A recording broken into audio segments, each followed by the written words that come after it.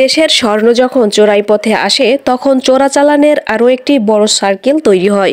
স্বর্ণ আসছে চলে যাচ্ছে, দেশের বাজারে কেনাবেচা ছাড়াও দেশের বাইরে থেকে যে স্বর্ণ আসছে এর প্রধান গন্তব্যস্থল হলো ভারত। অন্যান্য দেশের তুলনায় ভারতে স্বর্ণের চাহিদা অনেক বেশি।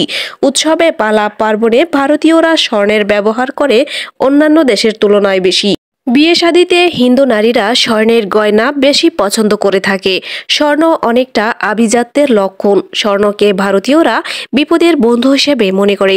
ভারতের বিমানবন্দরের নিরাপত্তা যেহেতু বাংলাদেশের চেয়ে বেশি, তাই ভারতের স্বর্ণ পাচার হতে বাংলাদেশ যেন করিডোর হিসেবে কাজ করছে। আগে বাংলাদেশে, তারপর বাংলাদেশে বর্ডার দিয়ে ভারতে। বিদেশ থেকে মানুষ স্বর্ণালংকার কেন নিয়ে আসে? কারণ দাম কম। দুবাইয়ের সঙ্গে বাংলাদেশের স্বর্ণের দামের আকাশ পাতাল পার্থক্য। সেখান থেকে শুল্ক ফাঁকি দিয়ে যখন দেশে স্বর্ণ বিক্রি করা যাবে তাতে অনেক লাভ হবে। এদিকে বাংলাদেশের ব্যবসায়ীরা 22 ক্যারেট বলে যে স্বর্ণালংকার বিক্রি করেন সেটা আদতে 22 ক্যারেট কিনা সে প্রশ্ন সবারই রয়ে যায়। 1 কেজি স্বর্ণ এনে অলংকার বানিয়ে বিক্রি করতে পারলে আর পিছু ফিরে তাকাতে হবে না। এখন বাংলাদেশের যে স্বর্ণের বাজার তাতে অনেক বড় একটা অংশের যোগান আছে অবৈধভাবে আসা স্বর্ণের থেকেই।